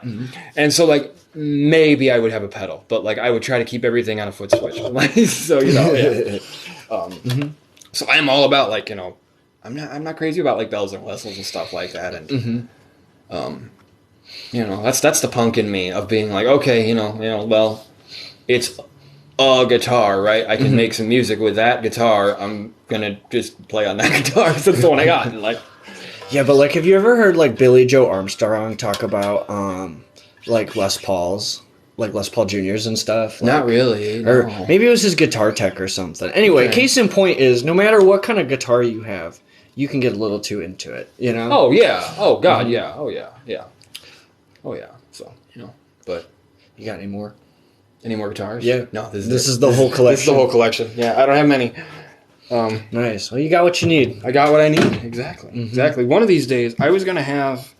do you know Don from Deep Ridge Guitars? He changed his name on TikTok now. But yeah, he's... Oh! Yes. Yeah. Don is Crazy and Lame, I think is his name. Yeah. He's making longboards now. Yeah. I was gonna send this out to him to have him fix it, but yeah, dude. My money is super fucking. I just couldn't afford to, but like one of these days I'd like to get this fixed. Yeah, dude, that guy's so nice. I like him a lot. He's a cool guy. I always like watching his live streams where he's just farting around in his shop. Yep. It's just I love that there's like a guitar guy just farting around in a shop on TikTok at like 2 p.m. on any given day. Oh yeah. No, he's great. He's great. Me and him, I chat with him most every single day. And Thomas Gunn does a live stream every single morning. He does ska and coffee every morning. Yeah, he got banned. He's back on the main now. Oh, okay. Yeah, but you know, he's also got the backup. So, but so me and Don, I run into him almost every single day on there. Yeah, he's a good dude. I didn't know you guys were in there. I should pop in. You should pop in. I've been popping in on streams a little bit more lately. Yeah, I have been too. It's a lot more fun than just browsing, flipping through, in my opinion. Well, you can be a little bit more interactive, especially if you find a good stream. I find like a good stream has like 10 to 20 individual people in chat. Any more than that, it gets way too chaotic. And actually, even less than that. You know, even like I've had some insanely fun chats where there was only like 2 of us in there, and then somebody's just playing songs, and it's just me and somebody chatting and being like, "I like this one." Like, oh yeah, hey buddy. And plus, if you pop in a live and you just chat around a little bit, people will check your stuff out. It's true. It's true. Like that's a really good. God, yeah. Like, get the social kick, do that social media thing, do the self-promotion thing, do it all, It's get it all rolled into one. Yeah, oh yeah. So, yeah, no, I like doing the lives. Gang. Yeah. All right, let's move on here. Yeah, what you got? How much? Oh, yeah, what do we got? What do we got? 7:38. We're working with 20 minutes here. Yeah, 20 minutes. Sounds good. All right. What was going on? Wait, was that the next question? Oh, no. What were your favorite bands in high school and now? Okay, so we touched a little bit on that. Mm-hmm. So, I kind of had two different phases in high school. Mm-hmm. Early high school, it was all punk rock, basically. Mm-hmm. Well, what was the punk rock that I knew about? It was Green Day and, that kind of stuff, pop punk. New Found Glory was just starting, those pop punk bands. My favorite of those was Sum 41 because they were the heaviest. Oh, yeah. And also just some of the most fantastic musicians out of that scene, too. Well, yeah, that too. So it turned out, anyway. Yeah, but, NoFX was a huge, huge deal back then. They were, the kind of the band, which is so funny if you look at, the actual history of NoFX and how much they were fucking hated just, a few years prior. And they were the pop punk, not even pop punk, they were the punk band, skate punk band. But anyway. I always thought of them as more kind of like a ska punk, skate punk kind of band. Yeah. Definitely more skate punk than pop punk or hardcore. Definitely not hardcore. Although they came out of a hardcore scene. But anyway. Wait, where were they from? The Bay Area, the same place that it's not hardcore as much, but that SoulCal, they came around basically the same place like Bad Religion and all those bands. But Nirvana was the biggest deal when for the first half of high school. Then I got into metal and my favorite band for most of junior year was Megadeth, which looking back on now. Look, I didn't know a lot. Okay, I didn't know a lot about the world, and I didn't know a lot about Dave back then.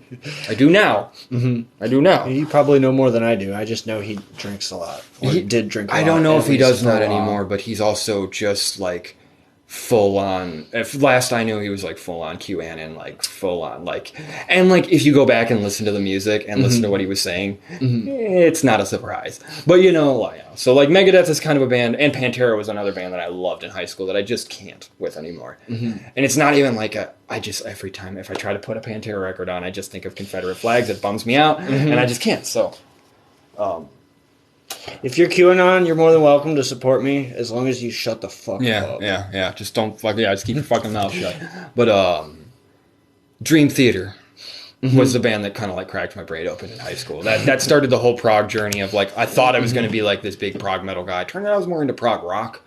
I was Porcupine Tree was the big non-Dream Theater band that I was into in high school. Because I think that was. No, Deadwing came out right after high school. So I don't remember what was before that. Got a little murky. I can't quite remember now, but yeah.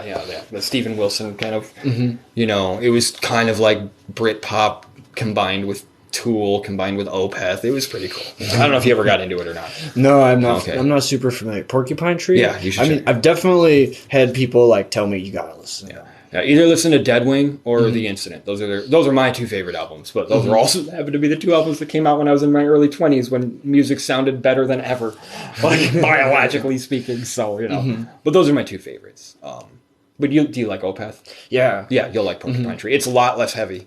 It's almost more like where Opeth started going, except even more poppy. You'll like it. Okay, cool. Yeah, I like the more earlier Opeths when they were more like a metal band. Okay, yeah, this is not like that. Okay. I mean, some of it gets heavy, but there's absolutely no screaming. Nothing coming close to screaming out of Opeth, definitely a band guilty of writing music for musicians. Oh, yeah, big time. If you go to an Opeth show, you're more likely to see dudes in flannels than dudes wearing battle jackets, I would say. Oh, for sure. But it's still mostly dudes. Yeah, almost exclusively. Yeah, yeah.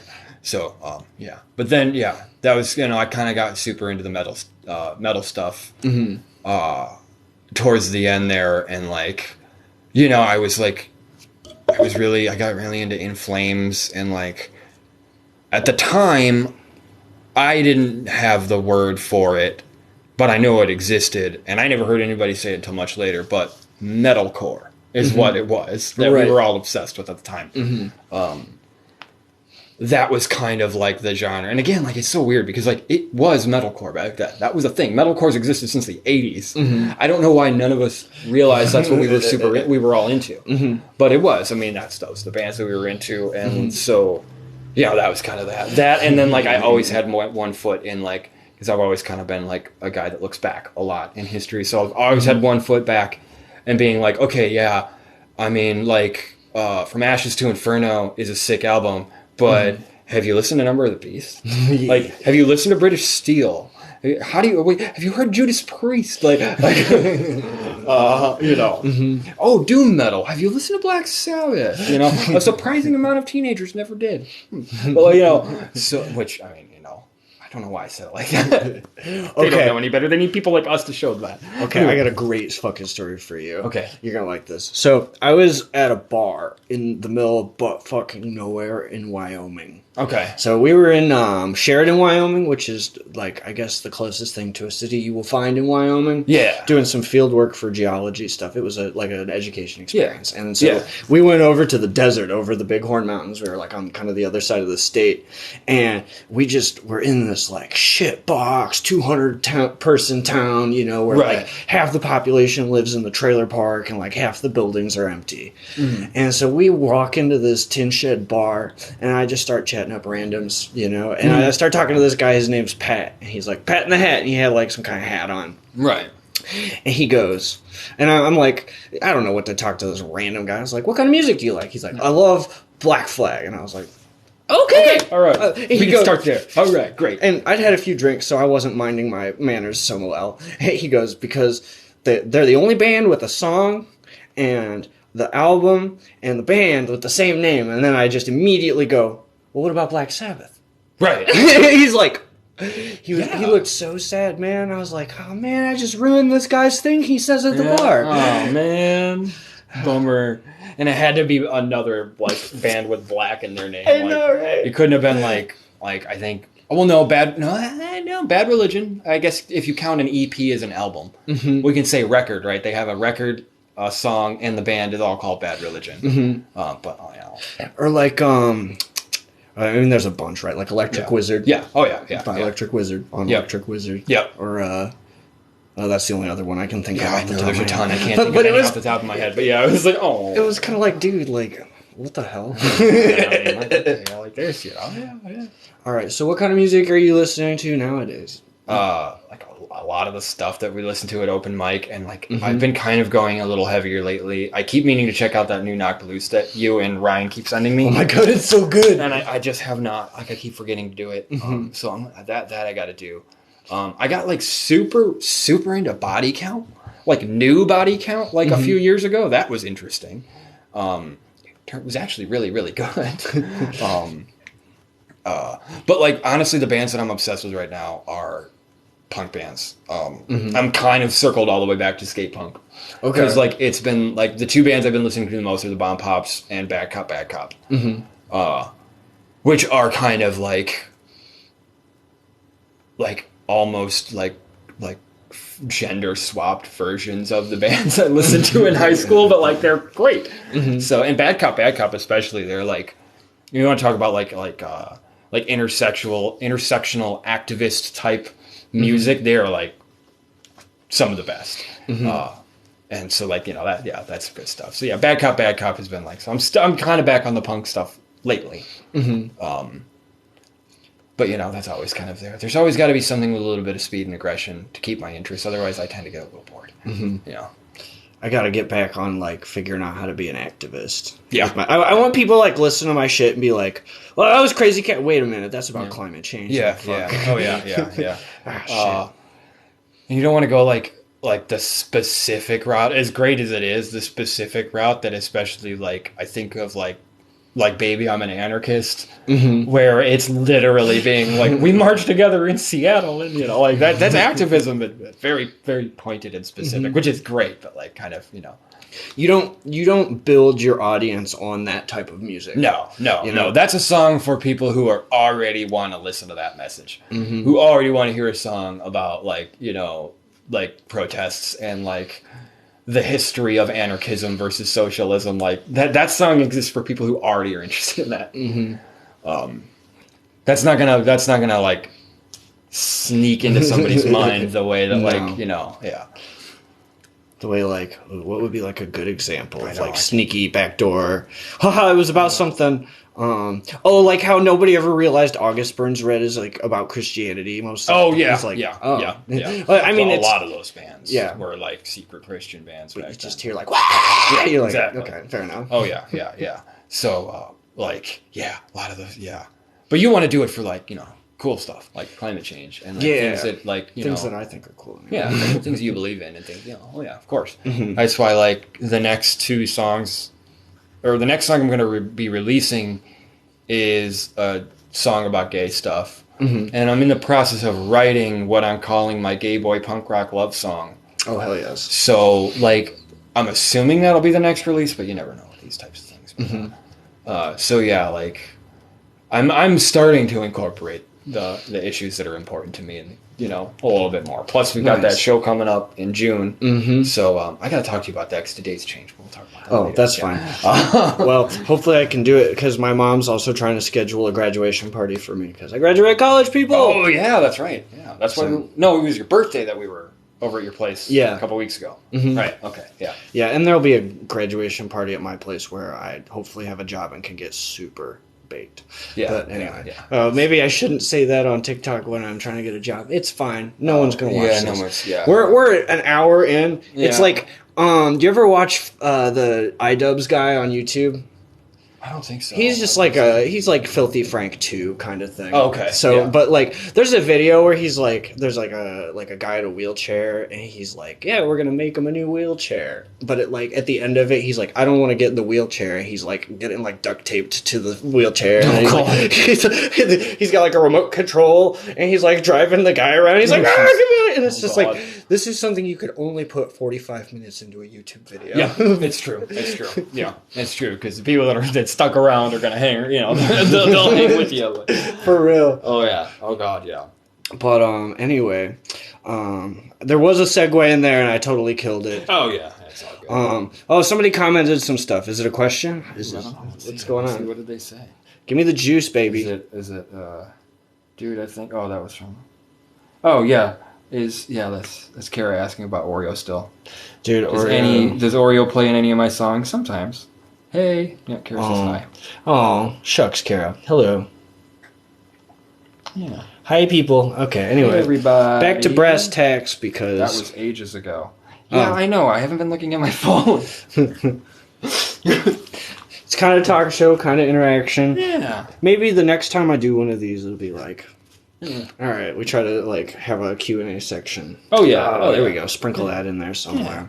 Oh yeah. But- Well, we're figuring this thing out. Mhm. You know? Oh yeah. Yeah. No, it's all good. Oh yeah, I'm not above interviewing you twice. Oh yeah. So. Yeah. What was going on in your life during the writing of your last EP, Homesick and Healing? Oh, a lot. So like, I actually kind of like wrote those songs over like a few years. Mm-hmm. And there were a handful of other songs that like were part of that project that eventually got cut because they just didn't fit what I was going for. Mm-hmm.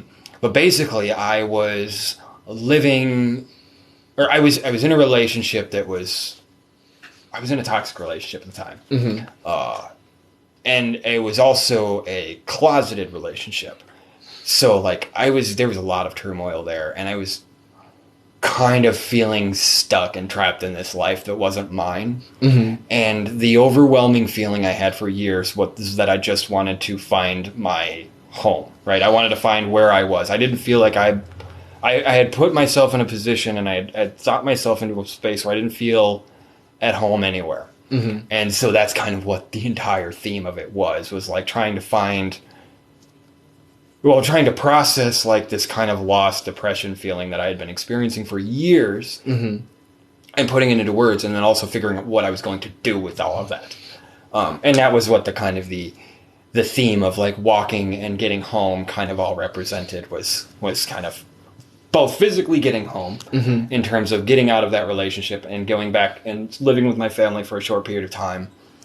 Of course, I was waylaid almost immediately after that because like once I finally got back home, I started living with my family. Mm-hmm. I started working on the EP, and then I got into another relationship with somebody that while it was a positive experience, took me a little bit farther away from the music than I wanted it to. And so I wound up spending like 6 months not working on anything. And then that relationship ended very suddenly. And so like I wound up like not working on it for like a year or a year and a half before finally getting back into starting to work on it. And open mic helped with that a lot. So yeah, like it just kind of like massive life changes and like trying to navigate through like kind of like feeling like everything I had thought of my life just sort of disappeared. And then so I started reflecting on like, how did we get here? And that's where like the song like Long Walk came from. Like most of the characters, all the characters in that song are either based on people or are amalgamations of people that I've, you know, went through my life with. And also me in a lot of that too. So like, that's my favorite one. Long Walk? Long Walk off of that EP, absolutely. Yeah, I'm glad you like that one. I'll have to buy it the next time Bandcamp Friday pops up. You should. Homesick and Healing available on Bandcamp today, tomorrow, and the day after that. But wait for Bandcamp Friday. Bandcamp Friday. I think I can't remember when the next one is. Bandcamp Friday is the most genius marketing strategy. So good, I Every know. Bandcamp Friday, Bandcamp people are like, Bandcamp! And it's all over TikTok, everybody. But like, and the thing is, like, we all release stuff on Bandcamp Friday. And like, so they also just get a massive amount of traffic on that day. And so like, it really does kind of work out pretty well for everybody involved, to be honest. Now, if only we could find a way to get PayPal to remove their fees on Bandcamp Friday. Yeah. We're getting a little inside the but I feel dude, somebody posted a thing I saw on TikTok about like how to like put a claim in with PayPal to like charge them for every transaction, like the bank charges them for every transaction. I forget how it was, but it's just basically stick it to them. Yeah, I wouldn't mind doing that. Shit, yeah. Yeah, fuck you, Elon Musk. I'm not an Elon Musk fan, but we don't have to go there. Yeah, we're not going to go there right now, but yeah, no, do not care for the Musk man. But yeah, so like I don't know, like I like finishing and releasing Homesick and Healing kind of felt a little bit like a triumph for me. Because it was like something that I had been trying to do for years. And like, if there were lots of times over that time period where I'm like, I kind of feel like this is going to be one of those projects that I just talk about forever and never actually do and never actually finish. And it's like, it was getting frustrating for a while there where it was like, I have these songs, they're ready, they're written, they're mostly polished, they're ready to go. Why am I not just do, you know? And like, yeah, so like kind of finally overcoming like myself and just like sitting down and just doing the work and like learning to really enjoy it again. Like that was kind of what felt like the triumph of that. And like, I finally feel like I kind of let those songs just exist now. And like, I don't have this sort of like nagging feeling of like, they're done. Those songs are out there, and I love those songs for what they are, and they're done. I have nothing else to say there, so like I can go back to those, and I can play them, and still feel those things, and have a positive relationship with those songs because I do love those songs, and yeah, it kind of really sort of like I felt like I was able to be like, great, I can celebrate myself for finishing this, and also, what's next? Yeah, releasing music is like, for me anyways, I guess I can't say that it's this way for you, but you might agree. Yeah. Is like, you kind of put a close to that chapter. Yeah. When you finish writing the songs about them. It's over. About that chapter. Yep, it's done, and like you get to move on, and like my problem, or not even a problem, my habit is like, okay, so like this is what happened when I released that EP. I released Homesick and Healing. I think we even had a show for it and everything. It was great. It was awesome. And like, I got like, you know, some good positive feedback. I was feeling really proud of the work and it was great. The like, maybe 48 hours later, my brain was already like, okay, so what's the next project we're going to record? And I'm like literally at my computer starting to program drums for what I think is going to be the next EP. And like, I did that for about a week. And then I realized, I'm like, everything I'm doing right now sucks.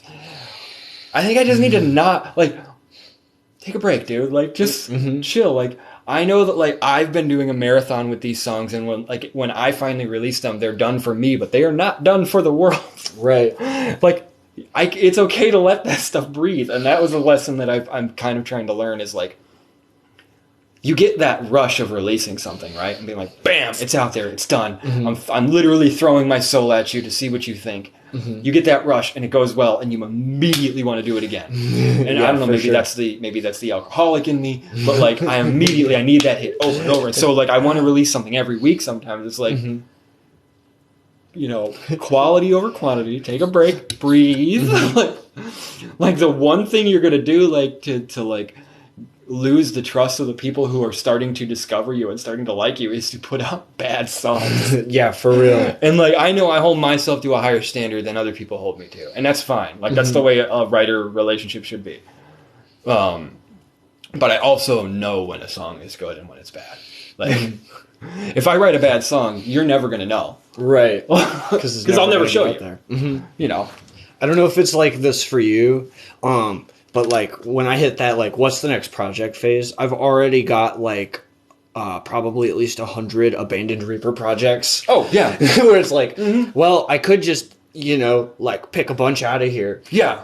Like about a year and a half, almost 2 years ago now, my last EP that I released, "Gone Are the Days of Yore," was basically like during the like crazy part of the pandemic where you weren't supposed to go anywhere, or do anything, or see anybody. It was like, I just wrote music. Like I would just like be in a depressed mood, and I'd be like, well, but I can go and make a new song and put it in a Reaper project. And then like I picked out like my favorite, I don't know, like 12 or 13 of them. Right.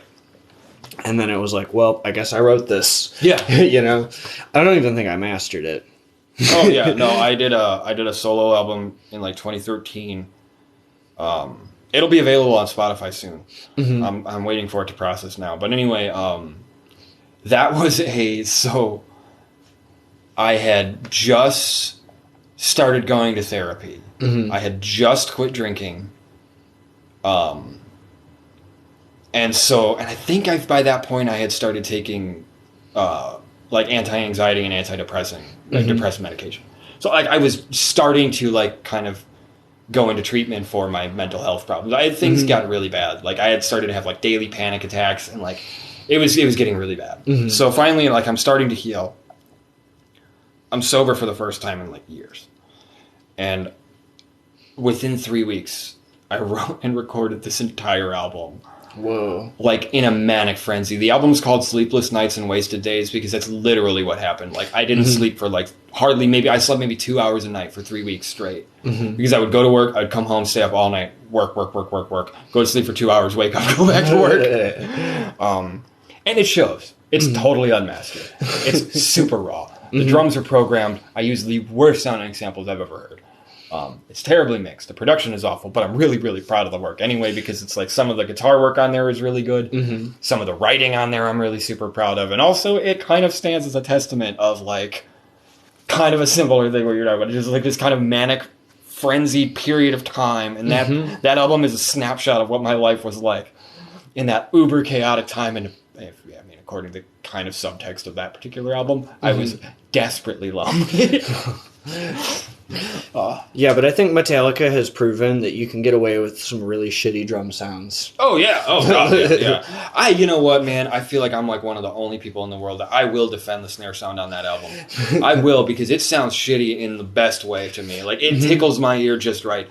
If all of those songs were like half the length, and maybe it was a different band. Like, let's say the band wasn't called Metallica, but it sounded just like that. It could be like one of the coolest, like, punky hardcore records ever made. If it was cut down to like a tight half hour, it would have been so good, even with that drum sound. But it like each song's the title track is like 7 minutes long. It overstays its welcome very quickly. Very quickly. For me, it's more like and I play guitar here with Metallica, but anyway, for me, Metallica is the first couple albums with Cliff. Like, yeah. I just don't particularly care for anything after Cliff died. I kind of actually, I think, like, for me, it's Black Album and really like I really like the early stuff, the thrash stuff, and even Justice, right? That was the first one with Jason, right? Yeah, I even like that too. And Jason does a great job. Oh, he did it. He was great. He was great. He was great. He got treated like shit, but he was great. Well, I just hope he's loaded now. I hope so. He's well known at least. So. Oh yeah. Well, I mean, if he wanted to, he probably would never have to work. I mean, I'm sure he gets some kind of royalties off those albums. He was there for half the time, you know. But anyway, I like all that early thrash stuff, but like the Black Album, I don't know. I think a lot of it is nostalgia, and also I just really like groove, you know. And I don't know, So for me, it was the Black Album was what I think of when I think of Metallica now, which is not the generally accepted place that most people go. Although I will say that I had a copy of Master of Puppets when I was like 11. I don't know how I got it. I don't know where it came from, but I listened to that thing so much that I literally burnt, like the laser burnt while ringing it. I listened to it so much. So, you know. Yeah, that's me, Master of Puppets. Man. Yeah. Okay, so you know I can get that, especially like Orion and like Damage Inc. was like a big thing for me because it had that intro that builds right on those like layers of acoustic guitars, and it was like one of the first times I like knew, like I heard like a harmony line like that kind of growing and building, and I was just like, that is the fucking coolest thing I've ever heard. That was Battery, wasn't it? Battery. That acoustic intro. Yeah, you had me lost there for a second, but I was like, I know what you mean. Yeah, Battery.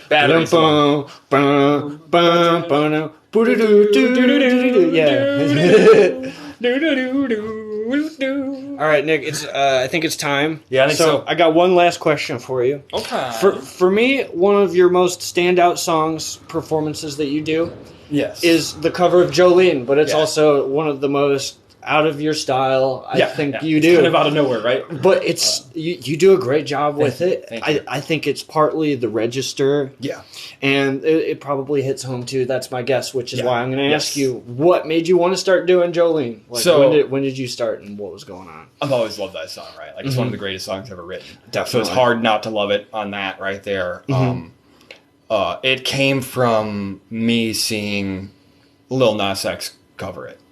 I didn't know he did a cover. He did an amazing version. You have to listen to it. My version, like originally, when I first started doing it, my melody was basically lifted directly from his. Oh, okay. I've massaged it a little bit more into my own thing now. But like when I first heard Lil Nas X do it, I kind of like it recontextualized the whole song for me because all of a sudden I'm hearing this from the perspective of a gay man, and I connected with it in an entirely new way of like, oh shit, I never even realized like you have these feelings of like. These kind of deep feelings of jealousy towards your friends, especially like your girlfriends and stuff, who are like, you know, on the surface you imagine like, oh, it must be so fucking easy for you to get any man you want, you know, and it's not that way, right? Obviously it's a lot, but you have that insecurity that lives in you as a gay man, and so like hearing that song and those words being sung from him, and also he did an incredible job, and like, you know, hearing the lines like, you could have your choice of men, but I could never love again, like. Kind of cut right into my heart a little bit, and that's when I decided that I'm like, okay, I have to start playing this song. And every time I play it, I feel those things, and I'm kind of starting to realize that it really does come across in the performance because it's become a crowd pleaser. Oh yeah, it's the song that I get the biggest reaction from when I play. It's the song I get the most people singing along with. It's the song I get requested the most. So like. You know, it's one of my favorite songs to play, and like I'm glad that everybody else likes it because but the recontextualizing it as a because there are multiple queer readings into Jolene. You know, there's the reading that like, you know, a lot of queer women read into it, which is kind of how I first started thinking about Jolene as like Dolly Parton was clearly in love with Jolene in that song. Right. Yeah. You describe a woman like that, you were in love with that woman, you know? And so, like, there was always that reading, but, like, it took Lil Nas X to be like, oh, shit, there's a reading in there that is for me, like, right, you know? And so that was kind of, you know, where that, and then also kind of just knowing the history of who Dolly Parton is as a person, knowing how kind of directly attached to, you know, queer issues and queer rights and liberation she is. It kind of adds another, you know, thing of like, like, bringing that spirit of Dolly Parton into it too. So Yeah, I mean, I can't hardly think of somebody who is more of like a humanitarian than Dolly Parton, I can't. Kids and education too. Yeah. I mean, she's giving books to kids. I mean, she's trying to get vaccines out there. She is really like great lady. We don't deserve Dolly Parton. And also, I went to her theme park once, and the barbecue was kick-ass. Oh, I want to go to Dollywood. I want to go to Dollywood so bad. I want to go to Dollywood so bad. That sounds so much fun. That's what Neverland wanted to be. Yeah. Oh, man, I don't know. That's maybe a spicy take, but whatever. That's fun. But yeah. Dolly Parton's the shit, so. All right, so I got one quick, little sub-question. I wanted to, I've just been thinking about this. You're here, and it's kind of, on the subject. Sure. How do you feel about people who change the pronouns in songs to match what they give off, It depends. I do it all the time. It depends on the song. It depends on what the song is about, and more importantly, it depends on whether or not it's going to mess up the rhyme scheme. No, for sure. If it doesn't mess up the meter or the rhyme scheme, and so for Social Distortion, for Story of My Life, when I cover that song, and the girl at the front of the room, I change it to boy, and I, so close so far, he didn't even seem to notice. So I don't necessarily, I think, as long as it doesn't ruin the integrity of the song, I don't really see it as a problem. I think any good cover finds an emotional inroad to that cover that the singer has with that song, right? Like you can't make a good cover of a song you don't like. And to like a song, I think, is to have some kind of emotional connection to it. So you're always going to be bringing your own reading to anything you play. You're bringing your own experiences, even if it's written by somebody else. So, right. I think if it's something you're talking about, falling in love or that kind of thing, I think it's, I think it's fine to change the pronouns. So, yeah. So there you go. Yeah. Cool. Well, Nick, I mean, I could plug things for you, but I feel like you would do a better job yourself. Is there, what do you got going on? What's coming out? What's out? And what should people look at? Well, Homesick and Healing is out. We talked about that. That's on Bandcamp and Spotify and everything. What? Spoofy. Anyway. I have a new single called I Never Thought that just came out on this last Bandcamp Friday. That's out on everything now. There's a video of it on YouTube? Yes, and on TikTok and on Instagram. I didn't look at your Instagram. No, I am never on Instagram. I don't really use Instagram. Yeah. I use Instagram to message 2 different people. That's it. There you go. But then we've got a show on June 18th for Pride that you're going to be on. Hopefully, I'll be there. Yep, you'll be there. We're going to be raising money for the Trevor Project. What's the Trevor Project? It's it's an organization that works with queer youth to prevent suicides. Basically, suicide prevention program. It's actually really, really, really close to the heart. So so that's what we're going to be raising money for the Trevor Project. We're going to be putting on a lot of different performers at this point. So we're going to have a little bit of everything. We've got some comedy. Alex is going to be there. Oh, nice. I know. It sounds so excited. I can't wait. I was so happy when she got to do it. So we're going to have a little bit of everything. We're going to have a little bit of poetry too. Some music and some art. So that's going to be nice. I don't have anything scheduled before that as far as live, but I'll try to jump on something. I have a song called On the Inside that will be out on June 4th. Okay. To kind of coincide with the Pride stuff, because it's a song about being in the closet and that experience. You've heard it a million times at open mic. So that'll be out on June 4th. I'm actually just starting to work on that now. So that's kind of that's my schedule for the next couple of months. So that's what you got. That's what I got going on. Cool. And then open mic every Thursday. Oh man, open mic's the best. God, it's my favorite day of the week. It's the best. I don't know if I'm going to be there this week. But, bummer. Yeah, Kara wants to go out and celebrate in Rockford, her getting a job and moving you out should there. Go celebrate. Absolutely. Yeah. So if we roll back into town around 9 or so, I'll probably pop in for a few minutes. I might see you for a minute then. Yeah. Oh yeah, cool. But I guess I'm supposed to plug myself. I don't know. Check me out on TikTok. Click on my link tree and just click on stuff and listen to my music. It makes me happy. Yeah. Click on Nick's stuff. Oh yeah. I enjoyed this. I hope it was cool for people who are out there in the audience too. I had fun. I don't have a schedule or a plan for doing another one per se, but of course, you know, Yeah, we'll figure it out. it was fun. Yeah, I liked it. I liked it. Had All fun. right. Peace out. Have a good night, y'all. Thanks for tuning in, and you know, be good to people and put some good in the world. All right, rock on. Oh, my butt's sweaty. Oh no. Butt sweat. Ugh. Oh, it's just us anyway. Oh, okay. Just us gals. Oh. That's okay. We got 3.2K likes. Oh wow. I've never gotten that many likes.